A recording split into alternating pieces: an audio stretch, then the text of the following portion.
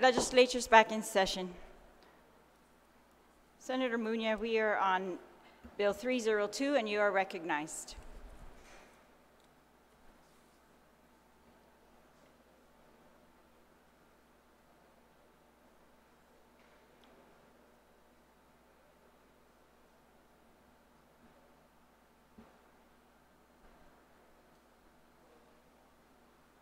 Senator Muñoz, you are recognized on Bill 302.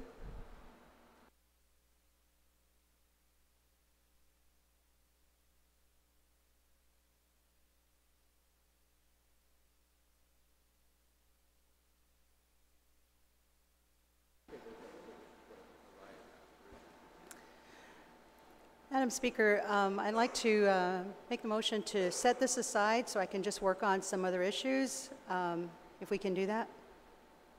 On the motion to set aside, is there any objection? A motion carries. We'll set Bill 302 aside.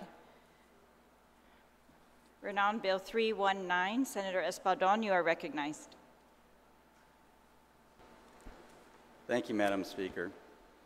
Madam Speaker, Bill 31934 COR basically was introduced to amend the GVB Rainy Day Fund to provide more funding to replenish the cash deposits tapped by the GVB Board of Directors in recent months. Now, back in the 29th Guam Legislature, we passed the bill, passed into law. It passed the bill and was signed into law in the creation of the Rainy Day, the Rainy Day Fund for the Guam Visitors Bureau. And the purpose of that was to make sure that there was always an emergency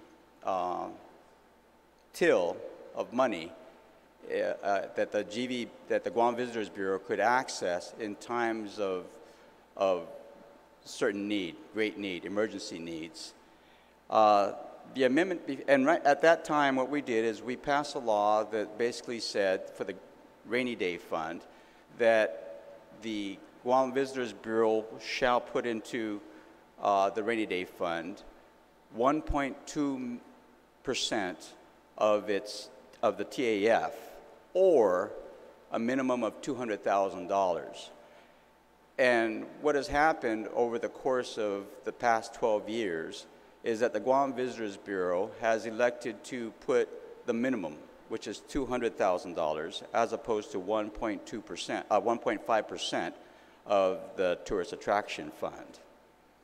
This amendment would add language that makes it clear that the amount to be provided is going to be the 1.5% of the adopted revenue projections of the Tourist Attraction Fund, or $200,000, whichever is greater.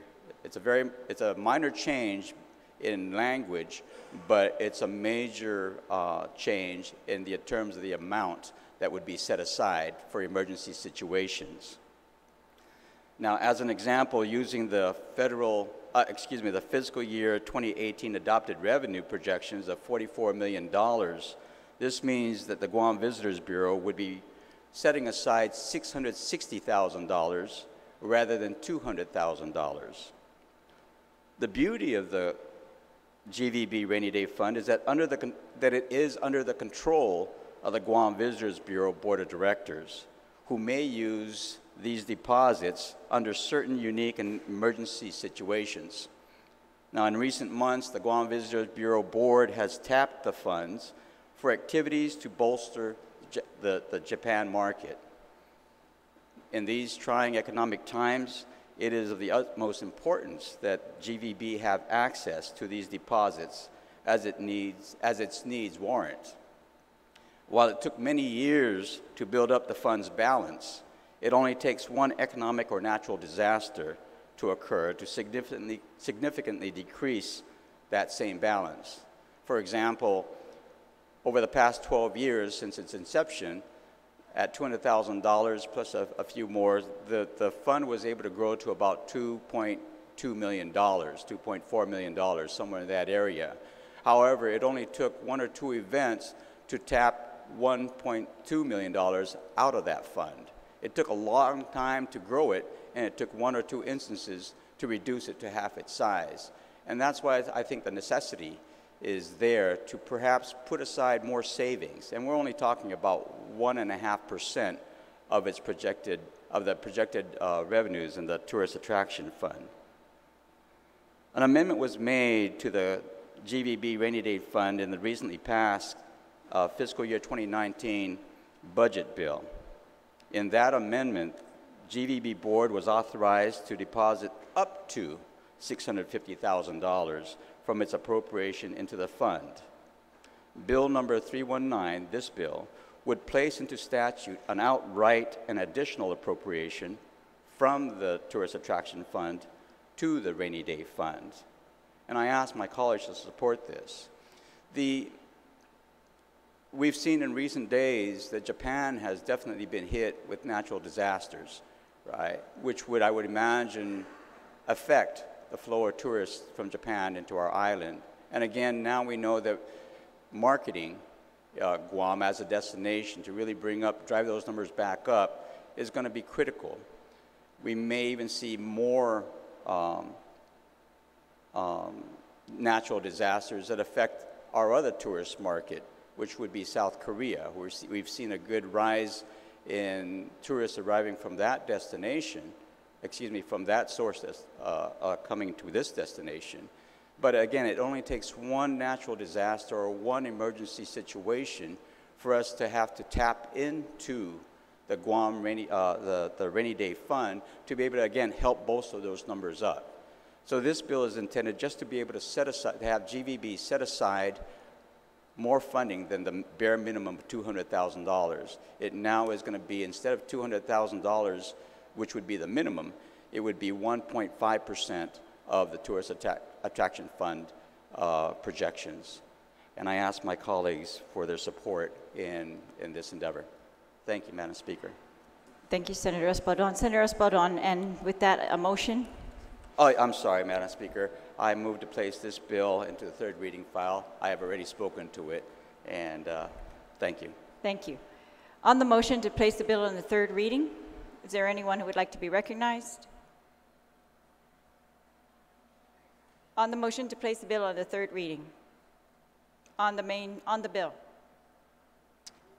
All right. Senator Espaldon, you may close. Oh, okay, Senator Lee. Suzus Masi, Madam Speaker, and good morning to my colleagues. I rise in support of this measure, and I encourage my colleagues to support it as well. We want to ensure that we support our #1 industry. You know, 1 in 3 of every job on Guam is tourism related. And so we certainly want to give the Guam Visitors Bureau and the Board of Directors the flexibility to continue with their efforts in moving towards their Tourism 2020 plan. One of the points of the plan is to continue to diversify Guam's tourism market and ensuring, and the author had spoke about this previously, but really ensuring that we're not putting all of our eggs in one Japan basket, but that we're looking out into other markets. We are trying to develop markets in China, in Korea, the Philippines, Hong Kong, Russia, and there are very unique challenges to each of these different markets. And I think GVB has done a good job over the past few years to really strengthen themselves in each of these different markets and understanding what the tourists from these different markets are looking for. And really trying to create those target marketing opportunities. So I think this bill will really help us to better plan ahead for the future and create a contingency if something were to happen and we need immediate cash to be able to execute a plan, sometimes with very quick turnaround so that it can really impact, or like the author was saying, if there is a natural disaster or something else happens, either here on Guam or in those particular markets, we want to just ensure that GVB has the flexibility to move quickly and the resources to really bring their plans to fruition. So I want to thank the author of this bill, and I ask my colleagues for their support. Suzus Masi. Suzus Masi. On the bill, is there anyone else who would like to be recognized? Senator Nelson. Thank you, Madam Speaker. I'd like to thank the sponsor of this bill and also recognize the hard work at the people at the Guam Visitors Bureau, the hard work that they accomplish in finding other ways to fuel our economy. And really, this bill is, I would say, as a momentous occasion to let GVB know that we fully support their mission and their goals, and to also allow them to move forward towards the future, towards reaching out to other markets and looking for other streams of revenue to make our island grow. Many times we forget that they are one of the most fundamental pillars of this economy, and this agency fuels our economy. So I want to thank the sponsor of this bill. I rise in support of this bill and thank the people at GVB. Thank you, Madam Speaker. Thank you. On the bill, is there any senator who would like to be recognized? Senator Uggan, you are recognized. Buenas tardes, Madam Speaker. Madam Speaker, I'd like to stand in support of the initiative that's been proffered by the good senator. We all know we just went through Typhoon Mangkhut in a situation we've also experienced as an island community, a number of other storms in the past and natural disasters. And we always want to make sure that, in fact, there's ready cash available to support our #1 industry, and that's the tourism industry in this particular case. So being able to replenish this rainy day fund, tourism rainy day fund, to allow GVB, the board of directors, once an incident occurs, to be able to assist with the restoration of not only our Tumon district, but our tourist district, but also other scenic sites throughout the island, and then also to use some of these resources to go back out and aggressively market our island community is very, very critical when we're looking at a situation where there's going to be emergency movement of cash. So in this case, it would be allowing this particular fund to be replenished up to the previous amount, I believe, of $2 million that was previously there, in increments over a number of years.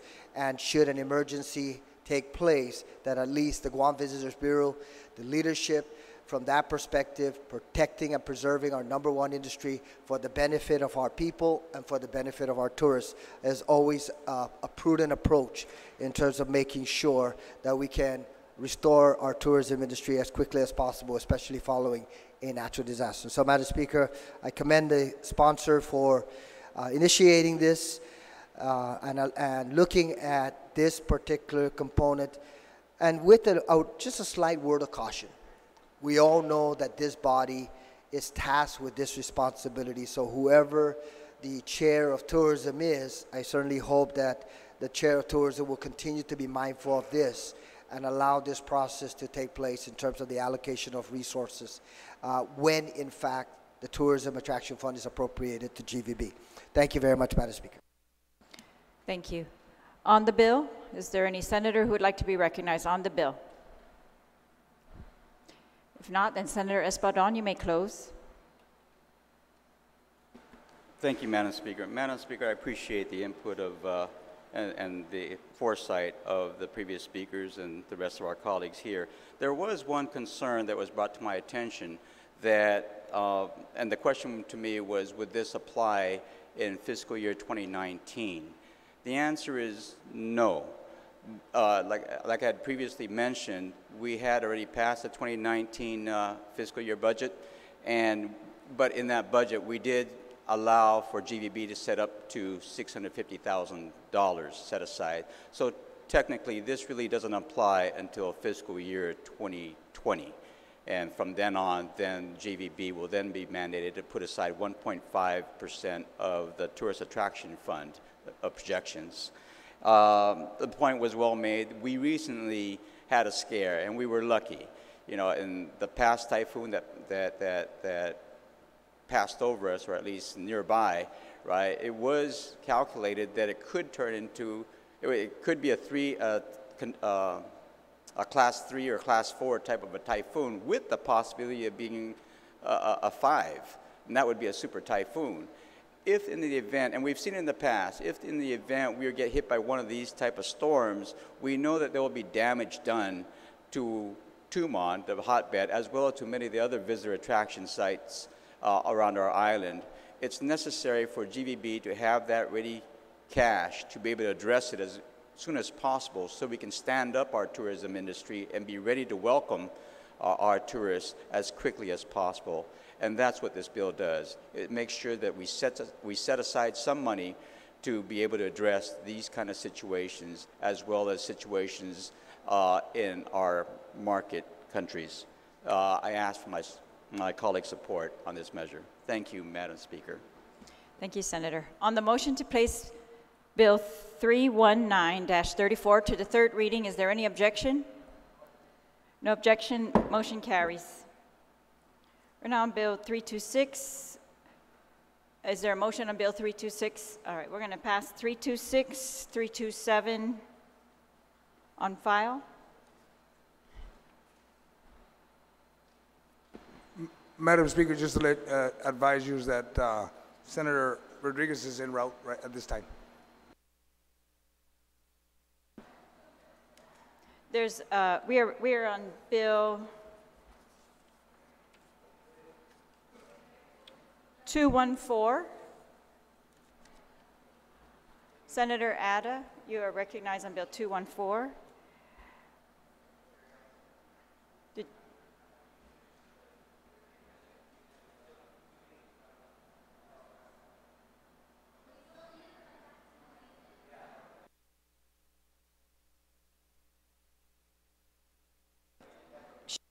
We're going to take a 2-minute recess. Thank you.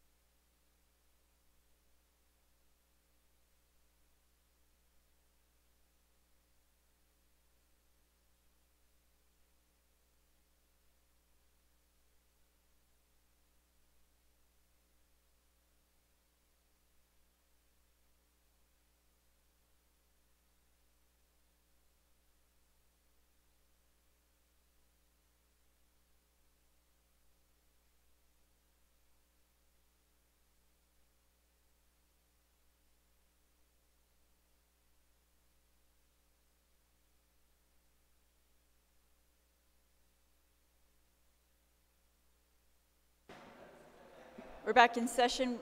Senator Atta, we had recognized you on Bill 214. Madam Speaker, I wish to just pass on file Bill 214. Thank you, Senator. We are back on Bills 326. Senator Rodriguez, you are recognized. Bill 326. Hafide, good morning, Madam Speaker. I'd like to place Bill 326-34 on the third reading. Please proceed. Madam Speaker, Bill 326 is relative to granting waiver authority to the Governor of Guam for certain requirements related to laboratories and dispensaries, as those requirements are set out in the Joaquin Casey Concepcion II Compassionate Cannabis Use Act of 2013. Madam Speaker, I must say that this piece of legislation is somewhat out of the ordinary, because what this does is something I don't believe we've ever done in the past. But these types of measures are called for when we have a people-mandated law, the first ever, I believe, unless I'm corrected, that the people of Guam went to the ballot box, voted to implement, and 4 years later we haven't implemented it. And so measures like this are what I believe are called for, are perhaps the last resort into an attempt to get this program off the ground and moving forward. For the past 4 years, Madam Speaker, my committee, the Committee on Health, has been working very hard with the stakeholders, whether it be the Department of Public Health and Social Services, whether it be patients, advocacy groups, to try to get this program up and running.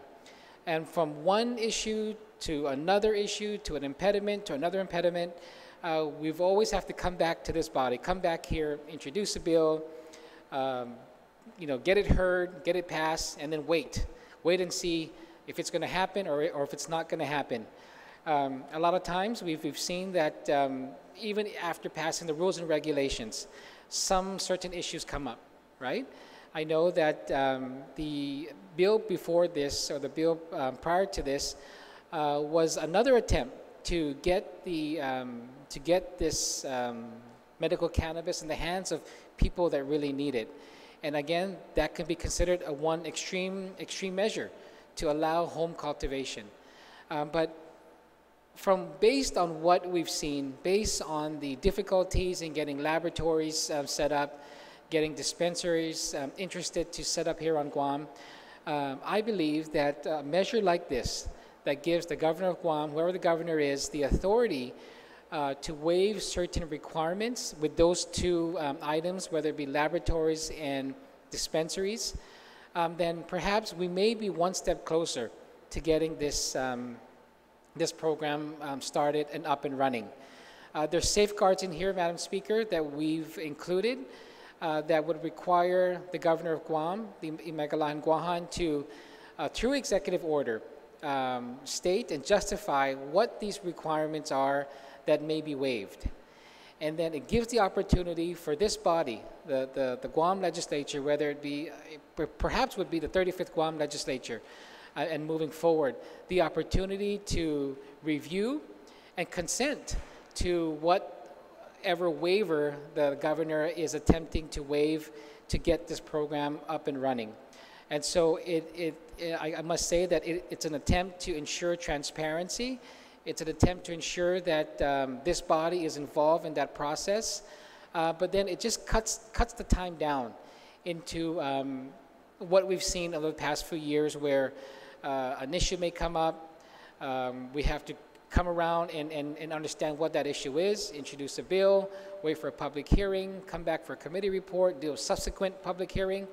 And I just don't believe we're doing any justice for our people who voted to get this program up and running. We're not doing them any justice if we have to wait any longer and go through that same process over and over again. And so I'm open to discussion on this, Madam Speaker, and perhaps any other recommendations to ensure that this is the language and provisions are better put together in order for us to get this moving forward. We've worked with legal counsel prior to introduction of this because I do realize that it is a measure that has never been done before. But as I said, it's times like this where measures like this have to be employed in order for us to get this program moving forward. So I ask my colleagues for their consideration and their support on this measure. Thank you, Madam Speaker. Thank you, Senator Rodriguez. On Bill 326, is there any, Senator Atta, you are recognized on the bill. Thank you, Madam Speaker. Madam Speaker, the only concern that I have with the bill is that I don't think 30 days is really sufficient time. You know, it's submitted to the legislature and to have it turned around in 30 days because I imagine something like this would require, I mean, even a resolution would have we have to schedule a public hearing, put it on the agenda. So I would suggest that the time frame be changed to 90 days. Is that a motion, Senator? Yes. On the motion to amend on line 5 on page 2 from 30 to 90 days, and on line 10, change 30 to 90 days. On that motion, on that amendment, Senator Rodriguez, you are recognized. Thank you, Madam Speaker. Madam Speaker, I'm not going to rise to object to it. However, I must state that it perhaps waters down what I've said earlier in the hopes of moving this thing forward faster and in a more expeditious manner. The introduction of a resolution may only come if there is some disagreement. My hope and my desire is that when the governor of Guam does employ this measure, if it's passed, that it's in consultation and coordination with members of this body, just so that if the intent is to move it forward and to make sure it's successful, then that would be the best course of action, is that the governor's office, legislature, all the stakeholders work together to ensure that there's the smooth progress in getting it done. So if there's comfort in increasing the number of days, then that's fine with me. I just must state that it kind of defeats the purpose of doing it this way, where we're trying to get it done in an expeditious manner. Senator, is that an objection? You said not an objection to the motion. Okay, on the motion to amend from 30 to 90 days, is there anyone who'd like to speak on the amendment? If not, then Senator Atta, you may close on the amendment. On the motion to amend line 5 from 30 to 90 days and to amend lines 10 from 30 to 90 days, is there any objection? There's no objection to the amendment? Then motion carries. Senator Atta, you're still recognized on the bill. All right, is there anyone else who'd like to be recognized on the bill? Senator Nelson. Thank you, Madam Speaker. I have a question for the sponsor of the bill, if you would yield. Just so that it's clear, this waiver that the governor is allowed to issue, what are the specifics of what he'll be allowed to waiver within the laboratories and dispensaries? Can he waive whether or not the medicine should be tested for the right amount of potency or for the purpose of its use? Well, what is the waiver? Because in the law there's a lot of requirements for the laboratories and dispensaries, so what kind of waiver is the governor authorized to give? Senator Rodriguez, do you yield to that question? Thank you, Madam Speaker. Madam Speaker, I can't answer that with certainty on what specific requirements could be waived. Any of the requirements that are listed now in terms of what it would take to operate a laboratory or a dispensary could be waived. If there is some sort of impediment that is stopping or is blocking this from happening today, then I would expect that those are the issues that are brought forward and could be waived. So, without, saying specifically, I can't say exactly what those requirements that could be waived.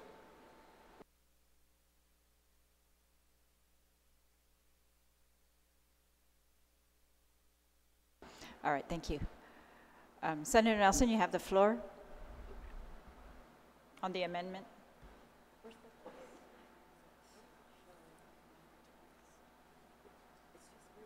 Can I just get a quick recess, Madam Speaker?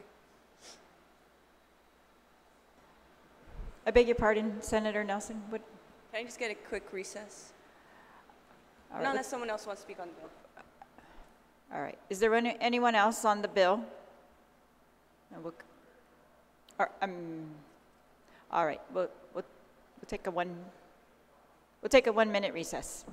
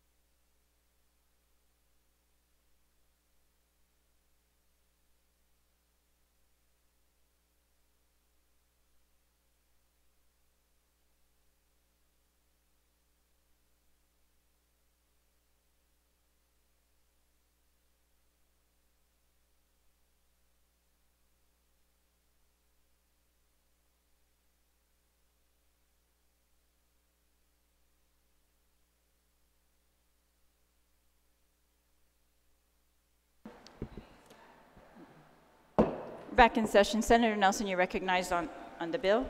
Thank you, Madam Speaker. There are some concerns that I have about this bill, specifically the right to waive any of the laboratory requirements. And attending the public hearings and roundtable discussion when addressing medicinal cannabis this term, I believe that was the biggest hurdle that we had to get through, was the investment of the lab and who would want to invest in it, which is why we're unable to process any medicinal cannabis here on Guam. So just some of the things with the law, in accordance with the current law, the governor could waive rules for acceptable amounts of mold and fungus, heavy metals, and other contaminants in the cannabis, determine operational standards and protocols for testing. So these are some of the requirements that the laboratories must have in order to issue the medicine. He can also waive the commercial cultivation facility and commercial manufacturing facility which shall quarantine a lot or batch of medical cannabis, prepared medical cannabis, or medical cannabis product from being handled and sold until after the results of the laboratory testing has been completed and submitted to DPHSS and the commercial cultivation facility or commercial manufacturing facility. There's also one where he could waive if the laboratory testing results indicate unacceptable amounts of contaminants in a medical cannabis prepared medical cannabis, a medical cannabis product. The testing laboratory shall notify the DPHSS and the responsible official of the licensed medical cannabis business from which the medical cannabis, prepared medical cannabis, or medical cannabis product originated. So you could waive this requirement if the amounts of contaminants in the medicine that is being issued is unhealthy. It supersedes what the patient really needs, and so that's my main concern. I support whatever we can do to get a laboratory and dispensary up and running for the people that need medicinal cannabis. So I guess, Madam Speaker, the biggest way to ensure that when these waivers are given, to ensure that there's a checks and balance, it says here on page 2, line 12, within 30 days of the filing of any such waiver with the Speaker of Islas Latour Guahan may pass a legislative resolution rejecting in part or whole the governor's waiver. I'd like to change the word may in line 12 to shall.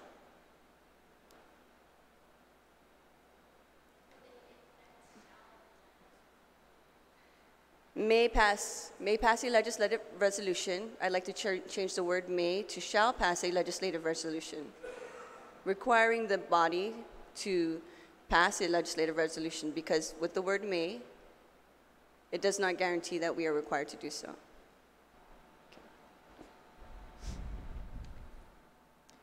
Senator Lee on the amendment. Thank you, Madam Speaker.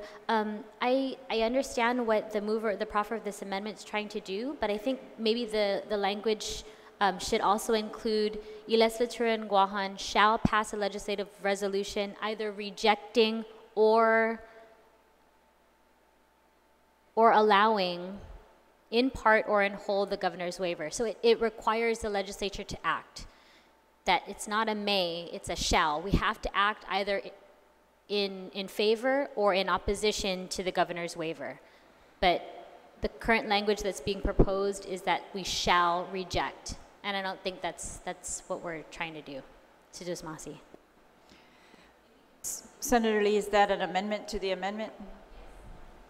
All right. Yes, Madam Speaker, if I could also request just a 1-minute recess so we can work with legal on tightening up the language. All right, 1-minute recess.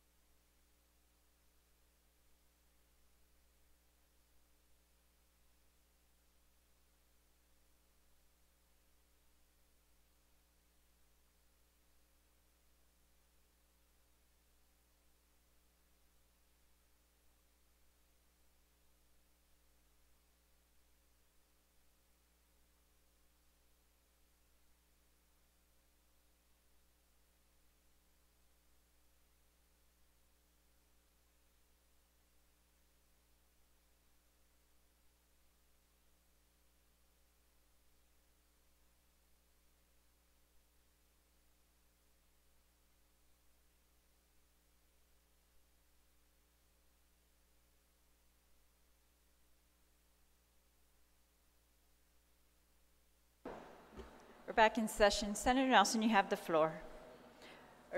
I'm sorry, Senator Lee, you had the floor on your amendment to the amendment.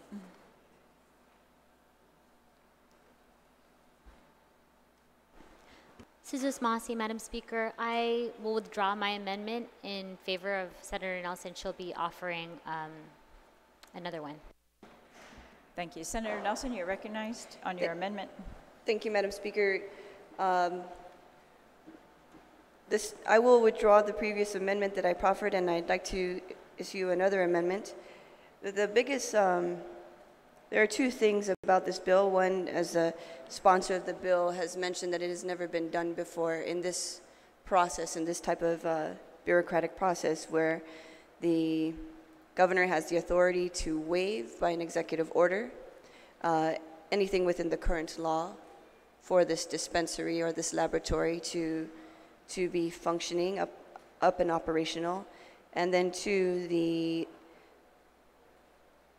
the requirement for a legislative resolution rejecting in part or in whole the governor's waiver, it contradicts the powers of the bodies, and so the powers of the branches. And so just to, in an effort to make it right-sized, I would like to proffer on page 2, line 12, Il legislatoran Guahan shall underscore pass legislation either, and then adding on either accepting or rejecting in part or in whole the governor's waiver, such duly passed legislative, the governor's waiver, and such duly passed legislation shall deem such executive waiver null or void. How about I just do this? Madam Speaker. Let me correct Could we have that. that in writing, please? Yes, I'm going to correct it. So it will say, Il legislator Guahan shall pass legislation either accepting or rejecting in part or in whole the governor's waiver, period. And I will get copies out to the other senators. All right. Do we need that in writing? It's yes. Yes, Madam Speaker, in writing. Thank you. Okay. All right. 1 minute recess.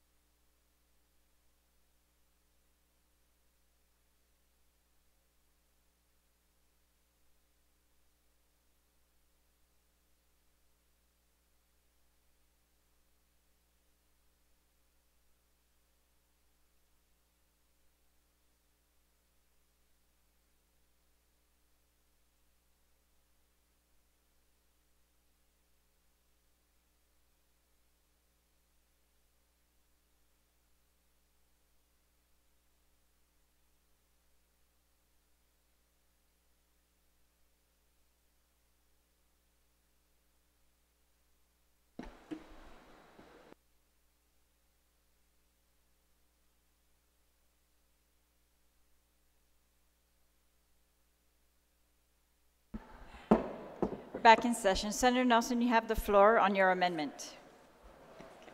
Thank you, Madam Speaker. So the amendment is line 12, page 2. A legislator in Guam shall pass legislation either accepting or rejecting in part or in whole the governor's waiver, period. Such duly passed legislation shall deem such executive waiver valid or null and void, period. On the amendment, Senator Rodriguez, you are recognized.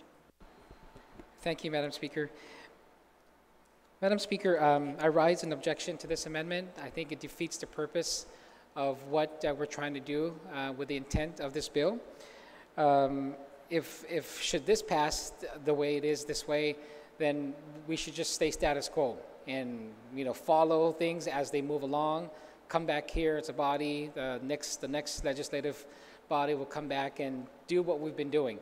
And so the whole intent of this bill was to kind of move away from what has been done, and to provide a tool to the authorities to get this program up and running. As I said, it provides safeguards. There's safeguards in place that ensures that this body is engaged and is part of any waiver that any governor may decide to waive in getting this program moving forward. So this piece of amendment just defeats the whole purpose. So I object to this amendment. On the amendment, Senator Nelson, you may close. Thank you, Madam Speaker. Just to be clear, Madam Speaker, this bill is giving the governor, by way of executive order, the authority to waive provisions in the law set forth for laboratories and dispensaries. An executive order's purpose is not meant to take away from the law or to waive any portion of the law. It is to add on to or develop a purpose for what the law was meant to be. Secondly, a resolution is not a law. A resolution has no meat to say that we can contradict our own law in means to waive these requirements. But there's no teeth in it saying that this is valid. It's merely a petition, I would say, or a suggestion to say whether we support it or not. But we're still going to contradict the law. We will still be breaking the law, which is why I propose that legislation is passed to make the law correct or right-size the law to fit the waiver requirements. And let us not forget what this bill is proposing, Madam Speaker. This bill is proposing to waive anything under the sun for laboratories and dispensaries. I'm sure that's not the intent of whoever would like this contract. But this is what that bill does.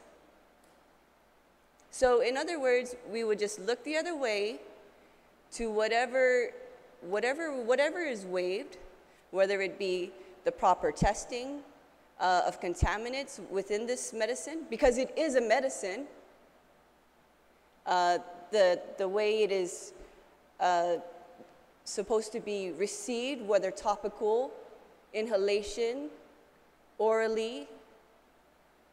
We can waive, the governor can waive all of that. And instead of this medicine going to help the patient, it can cause harm. And so I understand that we want to do this expeditiously, and we want the process to be in place so that those that need this kind of medicine, that need this kind of treatment that the medicine provides, can finally receive it. But we must not put it at the expense of waiving things that make this medicine healthy, make this medicine pure, the proper requirements that it takes. I don't see any other states doing that. We will waive the laboratory's responsibility to alert the dispensary of contaminants in the medicine that they are issuing, which means people who are picking up this kind of medication and there are contaminants in it will be ingesting it, thereby having the opposite effect of what the medicine was supposed to do, which could cause potential harm to them. And so, Madam Speaker, we've been waiting for a very long time. We've been waiting years for the patients to receive care, to receive this type of medicine.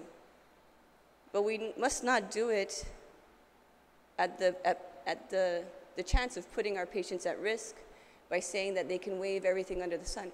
I asked the sponsor, what is the biggest hang-up of the lab? Maybe we can find a way to adjust the bill to get the biggest challenge of the lab and waive that piece. And of course, from what I know, because I've went to the public hearings on these things and the roundtable discussion, is the biggest challenge of the lab is the investment. Well then, if the investment is that, then all the apparatuses, all of the testing materials that are needed in a scientific lab can be waived as well in this bill. Now, if there's a way that we can bring in the medicine and have it dispensed because it's certified from a lab off island, then perfect, let's push for that too. But that's not what this bill is doing here. So I'm just simply asking that the legislature has a bill in place to whether support or nullify certain waiver requirements so that we ensure that we know whatever is being waived is not something that can impact the patients that will be receiving this kind of medicine and treatment. Thank you, Madam Speaker. Madam Speaker, a point of information, if I may. State your point of Yeah, information. I have two. The first one is that this body may have set precedents already in terms of a law being passed, and through executive order, this body has given the governor of Guam the ability to deviate from what the law states. A case in point is the existing budget bill that we have for 2019, where there was appropriations made towards Medicaid for the hospital, but this body gave the governor that authority through executive order to deviate and to say where that money should go to. So that's one point of information. The second point of information, Madam Speaker, is that we're talking about ensuring that our people get cannabis that are tested, that are safe for them. Madam Speaker, for many, many years now, our people have been accessing these cannabis through the black market. No one is testing them. No one has oversight over them. What this bill would do was ensure that we know what's being put out there, we know where it's coming from, and so the safeguards are in place with this piece of legislation. Thank you, Madam Speaker. On the amendment, if we could first dispose. Just a point of information. All right, we're going to Madam vote Speaker. on the amendment. Point of information? Did you have a point of information, or? Madam Speaker, We're done debating. Madam Speaker, notwithstanding the House rules, I asked to be able to speak on this particular amendment because I just caught it right now that I didn't catch earlier. And there's a discrepancy in the way it's worded. All right, just 1 minute. Could you please state your point of information? Just a point of information, Madam Speaker. The waiver of these labs, specifically these labs, does not safeguard anything. It leaves it open to all the requirements to ensure that this medicine is healthy. That's all, Madam Speaker. All right. Madam Speaker, All right. I asked because... I'm going to allow you to speak if there's no objection to allowing the senator to speak, notwithstanding the rules. But I'm just going to ask everyone to please, let's keep our debate to the debate time and points of information. If they're debating, they're not really allowed. I mean, they're not allowed.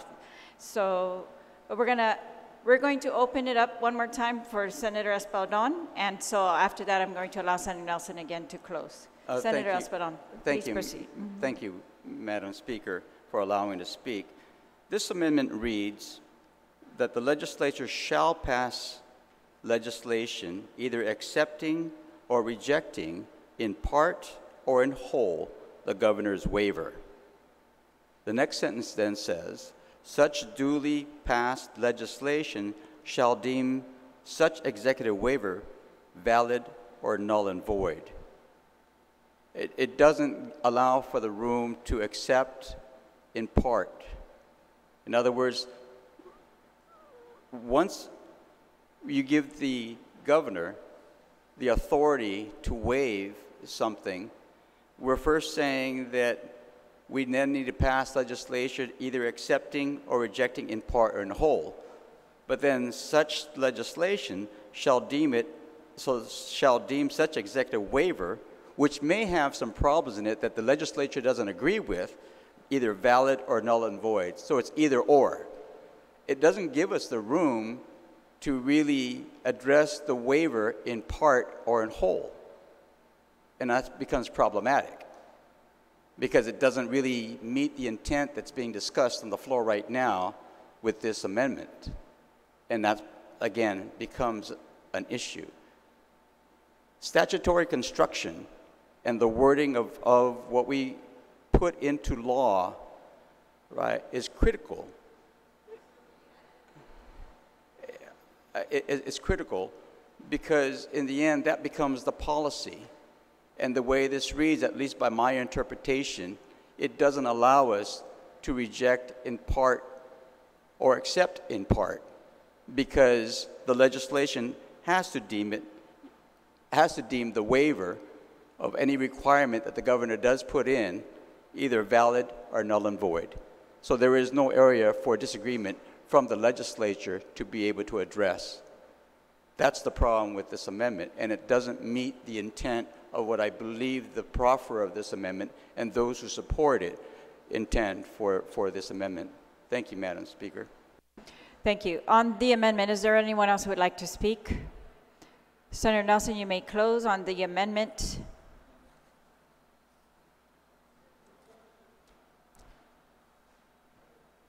Thank you, Madam Speaker. Just a quick recess. The previous speaker, I thank him for his input, and we would like to word it properly.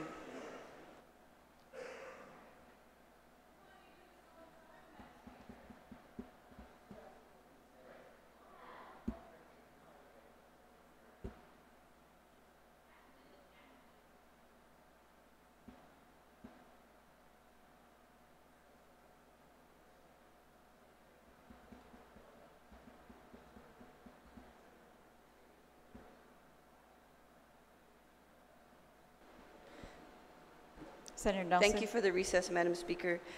To address the previous speaker's concern, I thank my colleagues for their patience. We will just remove the second sentence, which states, such duly passed legislation shall deem executive waiver valid or null and void. And that's in discussion with legal. All right, there's a motion to amend the amendment to remove the second sentence. As to that amendment to the amendment, is there anyone who would like to be recognized? Is there any objection to the amendment to remove the second sentence of the Nelson amendment? No objection. Second sentence is removed. We're back on the original amendment. Senator Nelson, you may close. I believe I closed already, Madam Speaker. All right. Before we vote on this amendment, I'd just like to make sure, is there any objection to the earlier motion to withdraw the earlier amendment? No objections. That motion's withdrawn. We're going to vote on this motion now. It's before you all without the second sentence. So on this amendment, all in favor, there's been an objection, so all in favor, please raise your hand.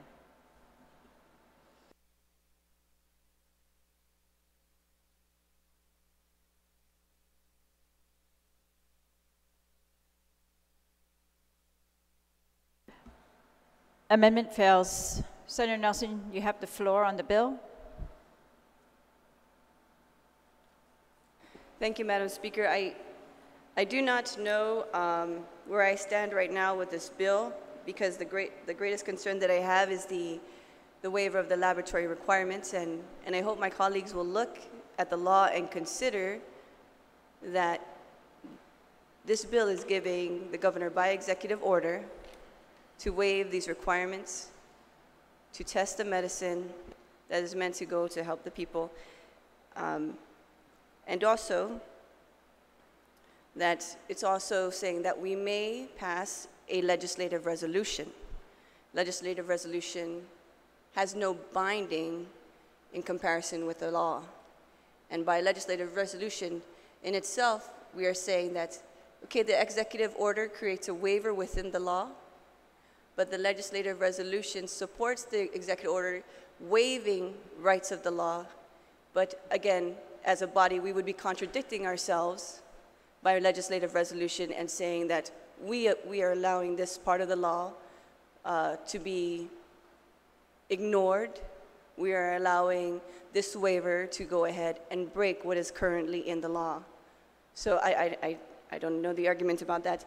My next concern is the waiver that the governor can give, and then the legislative resolution can say we shall deem it, we can pass it, we may, we don't have to, but we may if we want, if we feel like it, or if someone's paying attention to a specific executive order, we may pass a legislative resolution rejecting in part or in whole the governor's waiver.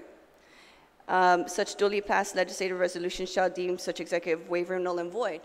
So if the governor enters into, signs a waiver for the requirements of even a lab, because he can even waive the requirements of having a lab to test this medicine, which means whoever wants to bring their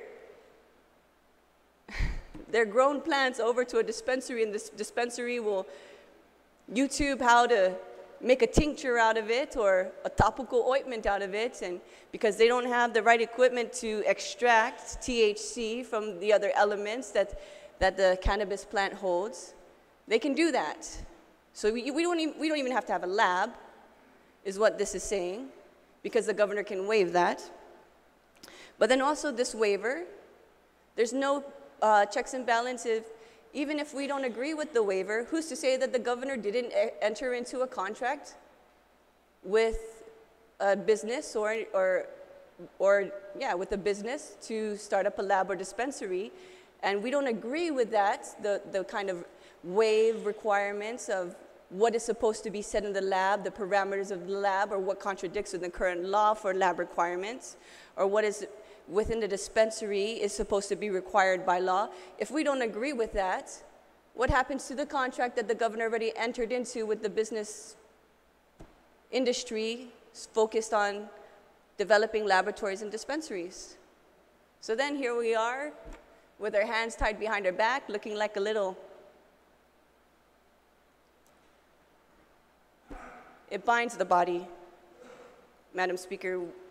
By that point, there will already be a contract in place. There will already be a movement. And this is really saying by resolution, we can stand up and yell and say, we don't agree that you're not going to test contaminants of the cannabis plant for these patients to receive. That won't matter because there's no teeth in it preventing him not to do so. Thank you, Madam Speaker. On the bill, Senator Lee, you are recognized. Sudos Masi, Madam Speaker. I'd like to rise and express full support of the Joaquin Casey Conception II Compassionate Cannabis Use Act.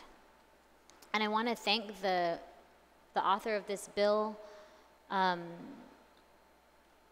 in understanding that, among other issues, to this day, we still remain without the necessary lab, without the necessary dispensaries to really give our patients in our community the medicine that they need. And it's very important that we bring this back to the people in our community who are sick, who are suffering, and the fact that our people voted on this many, many years ago and still not being realized. That being said, I do have an amendment that I'd like to proffer on page 2 of the bill, line 1, which reads, The current language reads, the governor of Guam is authorized to waive by executive orders requirements related to laboratories and dispensaries that are engaged or will be engaged in the medicinal cannabis program. And I'd like to add, after the words, the governor of Guam is authorized to waive, the words, for a period of 1 year, by way of executive order, and then the sentence would continue. So this would just be creating a timeline for the waiver. And I think that if it ends up being a good policy, this particular waiver that the governor is trying to implement, then we should turn around as a body and make it a law. We should give everyone in our community, make it fair for everyone across the board and put it into statute. So I think this also would give the public an opportunity to come to the legislature to be heard on this issue should a member of this body or a future body decide to draft legislation and go through our process, go through the public hearing process and have it be heard. So instead of just a kind of a blanket waiver, this would kind of limit the governor of Guam to authorize this waiver for only a period of 1 year. And I thank my colleagues in advance for their support of this amendment. Mrs. Masi. On the amendment, Senator Espadon, you are recognized. Thank you, Madam Speaker. The amendment is now to say the governor of Guam is authorized to waive for a period of 1 year by way of executive order requirements related to laboratories and dispensaries. And the explanation for that is that if, and this was the words, if it is good policy, then it should be enacted into the law. It's, again, it's a very general statement, or at least clause, that's inserted into this, what conceivably could become law, right? But it says for a period of 1 year. So he's authorized to waive for 1 year. I guess the question is the intent. The intent is, if perhaps the mover of the amendment could explain, my understanding is that he has, anything he waives is only valid for 1 year. Is that really the intent? And I need to ask the author of this, or the mover of this amendment, if that's the intent. Are you asking her to yield? Senator Lee, do you yield? I do, and I thank my colleague for the question. So this allows, the bill that we're discussing allows the governor of Guam to authorize a waiver for these laboratories to get up and running. And we've had a lot of stakeholders in our community come before the legislature and say, these are the impediments, these are the difficulties that we are seeing. People don't want to start up a business, start up a lab here on Guam for these reasons. And so whatever the case may be, if the governor chooses to waive certain pieces of those requirements, we allow that for the year so that this business might be able to get up and running. And then if it's good policy, then we can turn around and continue that waiver. But we allow that waiver to be given to everybody. And so it's fair across the board. I hope that answers the question. Senator Espadon, you have the floor. I guess I'll take that answer, but it's still confusing, right? If we're giving the governor the authorization to waive all requirements related to laboratories and dispensaries, we're giving him that authority. There is no more legislation needed. And so the explanation falls a little short in terms of trying to explain that aspect of it. There is no legislation needed to then, if it is good policy, to enact legislation. What if it's not good policy? Then what? And besides that, we've already given the authorization to make that waiver, to already control the requirements related to laboratories and dispensaries. That's a done deal. there is no other legislation that can be enacted that would apply retrospectively, I would imagine. It would only apply prospectively. And as a previous speaker had mentioned, contracts may have already been in place. There are other concerns also that perhaps what if there was a waiver of, you know, the laboratory requirements to test for pesticides or mold, parasites, potency. If that has been waived already and we have given me the authority to bypass statutory law, right, there is no going back. And if any legislation is then passed to override the waiver that the waiver ability that we're giving the governor, any legislation that we pass at that time will be prospective, not retrospective. Because then if there were contracts that were entered into, then we deal with constitutional issues such as the contracts clause. And so I'm not really quite clear, and maybe it's just the words that are being inserted here for a period of 1 year. It could be interpreted that he has the ability, even after the first waiver, he can come back and waive other things for a whole year. Right? And what do you do then? So he has a whole year to keep waiving this, I mean, he might start very innocuously and just address one issue, which seems to be the topic that the profferer of this amendment is speaking to, which is the roadblocks to setting up the laboratory and dispensaries and other requirements such as that. Right?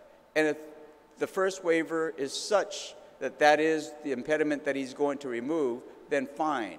But then the way this is going to be written, with those words inserted right here, he still has the ability within a 1 year time to really go ahead and issue other waivers to the requirements of law concerning the laboratory and the dispensary.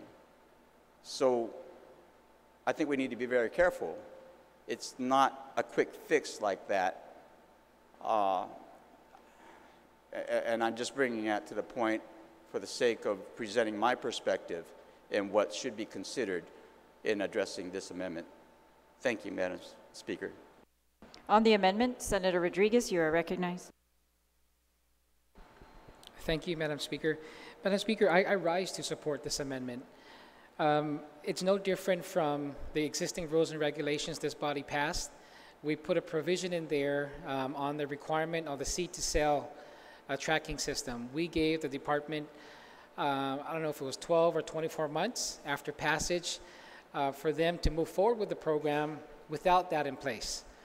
And so, but we said after this amount of time, you must have it. And so I think it's a rational amendment. It's intelligent, and it's something that would give the governor and give everyone involved, the next legislature, the opportunity to say, okay, the governor is going to waive this requirement. He or she states why it's being waived, and it's being waived for this period, for a 12-month period.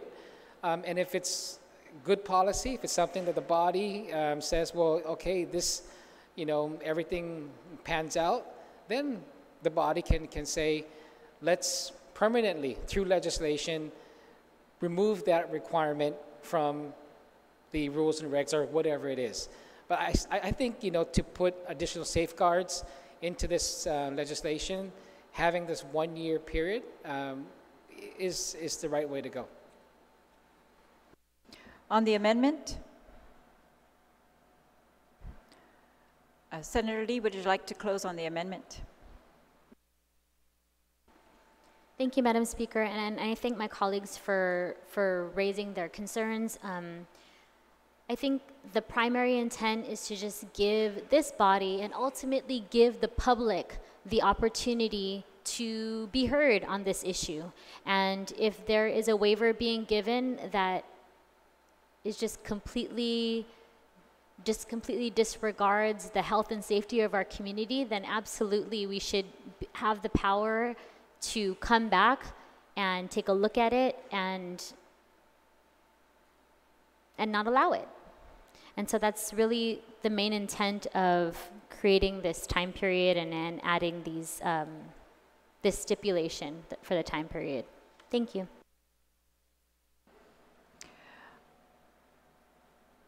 On the amendment, is there any objection to the amendment? There's an objection, so all in favor of the amendment, please raise your hand.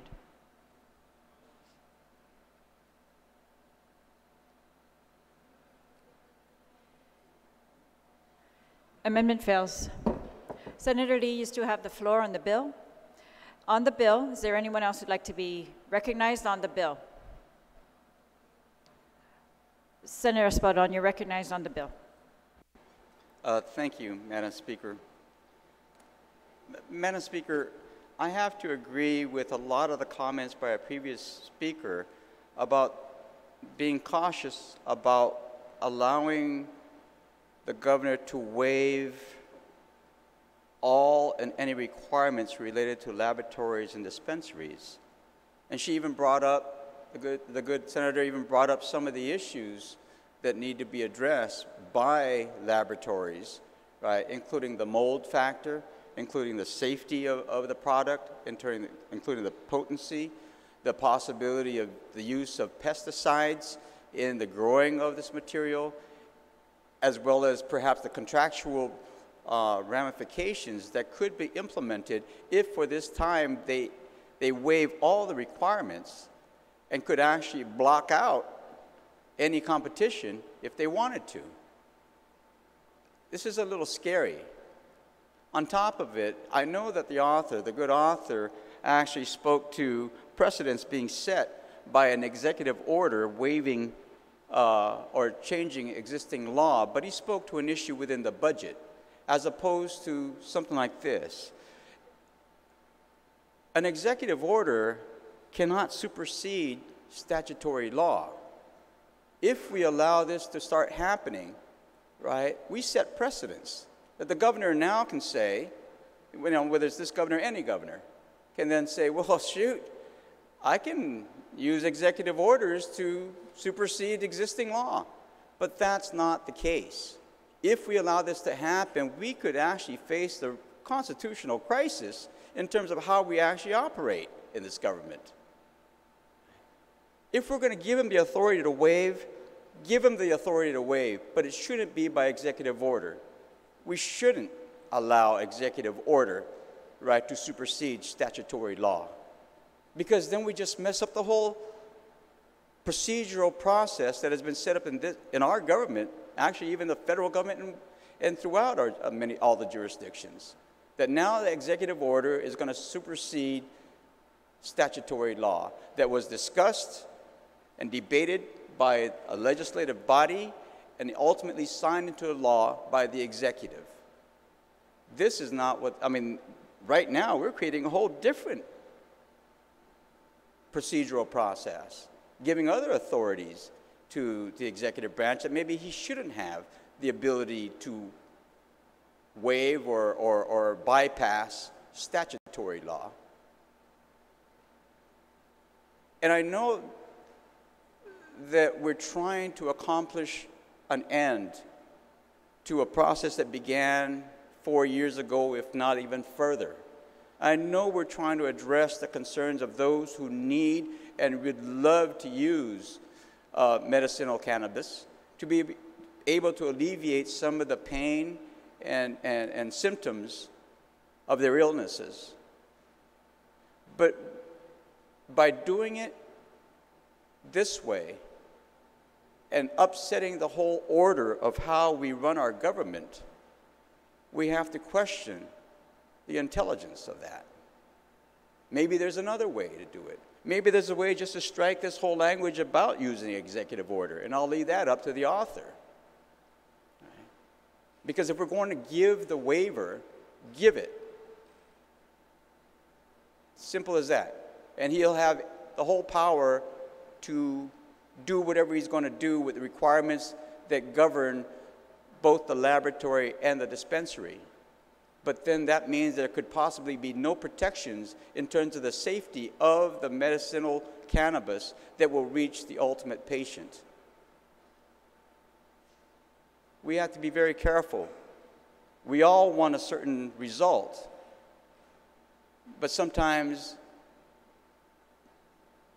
we have to make sure that the means by which we accomplish the end is really sensible, really doesn't upset a broader perspective of how we operate our government. The arguments that I've heard today have almost been circular in nature. Right? Let's give him the authority to waive all the requirements, but then once he waives it, come back to us and we'll say yes or no. A previous speaker mentioned also that, yes, when we start talking about we may pass a resolution, to either deem the executive waiver null and void, valid or invalid, whatever it may be, right? A resolution does not hold the weight of law. It doesn't. It just basically says, that's what we feel. There is no force and effect, right? Much like when we give a congratulatory resolution, there is no law behind it, but it is the will of the people to acknowledge the person that we're giving a resolution to. And that's all this bill says. We'll pass a resolution. Really? Why do that? If we're going to give them that authority to waive all the requirements related to the laboratories and dispensaries and the rules and requirements that go along with it, then give it to him wholeheartedly. Let's not pretend that, well, no, we're going to come back when we're going to pass a resolution. It means nothing. And again, I still go back to my original statement in terms of the executive order. Are we going to allow this to happen by executive order? If anything, take out the executive order requirement, give him the waiver if that's the real intent, and then we'll go down that road. Not that I support it, because I believe there should be safeguards in terms of getting a legitimate, healthy cannabis product to the patients, to the qualified patients who want and deserve this. But let's not play around, right, and expedite a process that really we're going to try to put in policy. The policy should last over time. It should be beneficial over time. But if we're just rushing into it just to make it happen before this term ends, without giving much thought to the ramifications of what this particular bill would do, then we may actually be creating a bigger problem that we're trying to solve. And I have concerns with that. Policy should be good over time for the most of this island, for most everybody in this island. And even this policy, like I said, the argument was, well, there's cannabis on the black market right now. Nobody's testing it, and people who will need it are using it. Fine. But that wasn't the intent of the law that was passed concerning the referendum and the referendum that the people saw. Okay. What was in that law was the requirements for safeguards, for certain procedures, to make sure that this whole process of medicinal cannabis was going to be a good thing, as opposed to a wild, wild west. Once you start allow somebody to waive all the requirements, and we don't know what that waiver might be, of course, in the most optimistic sense, we want them to be able to waive the impediments of setting up a lab or setting up a dispensary or both. But still, that doesn't state that here. This gives them free rein to waive anything regarding the dispensary or the laboratory. And that is the danger, that we may not get quality medicinal cannabis to the qualified patients who need and want this. Just because they're getting it on the black market now doesn't mean that it's the best use. It may alleviate some of the symptoms that they're having associated with their illnesses, but it doesn't guarantee that they're actually getting cannabis that is healthy for them, or that will address, or perhaps that even doesn't cause more problems for them in the future. If somebody is inhaling mold, you can eat mold, you can touch mold, but as soon as you inhale mold, that's where the problem lies. On top of it, even if you can get it on the black market right now, or wherever it may come from, what kind of herbicides, what kind of pesticides, what kind of toxic chemicals are they using, if they're using any at all?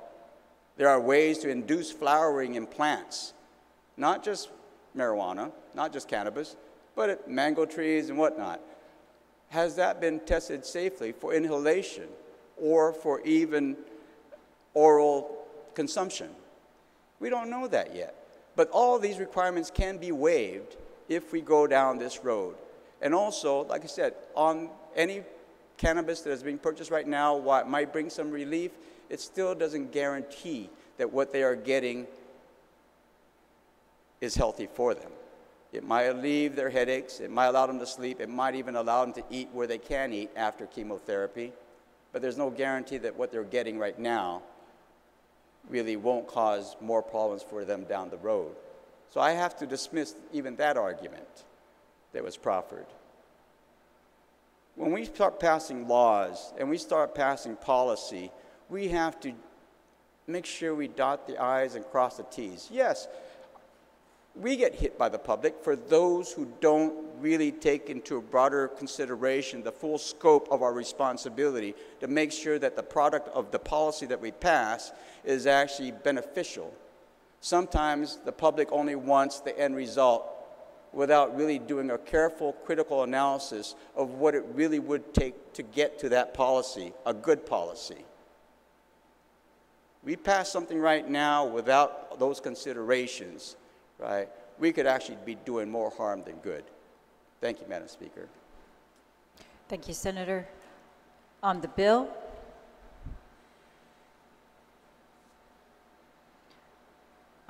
are there any other speakers on the bill? If not, Senator Rodriguez, you may close on the bill.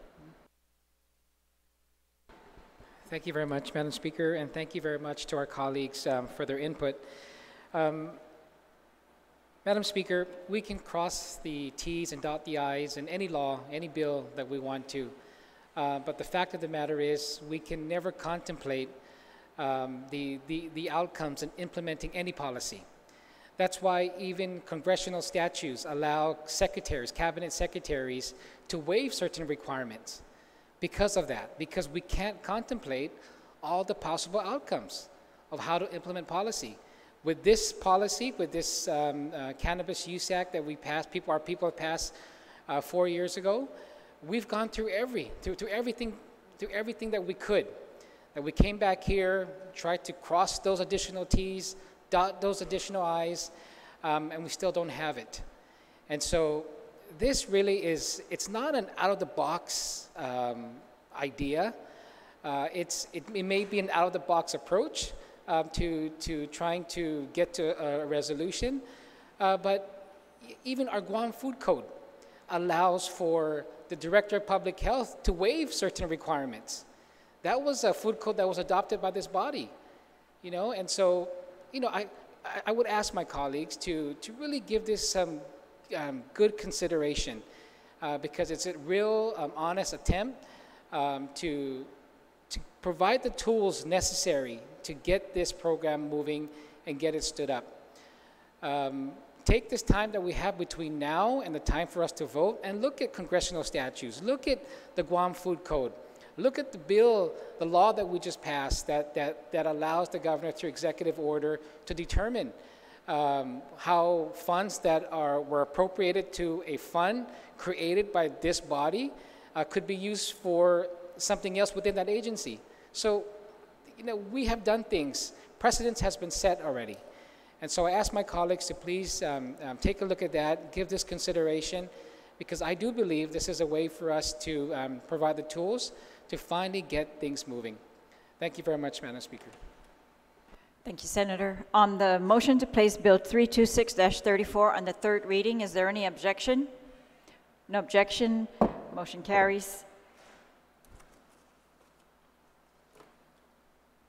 We're now on Bill 327. Senator Rodriguez, you are recognized.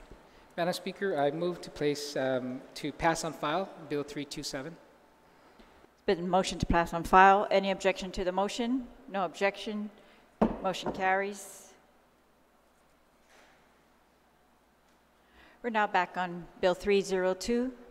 Senator Muñoz, you're recognized on Bill 302.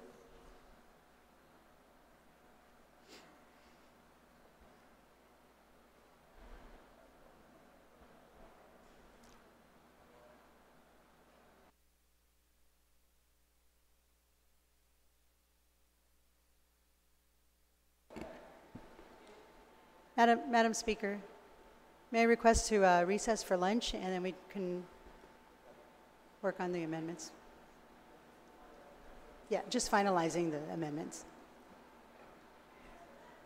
All right, there's been a motion to recess for lunch. Is there any objection? No objection. We'll resume at 2 p.m. Thank you.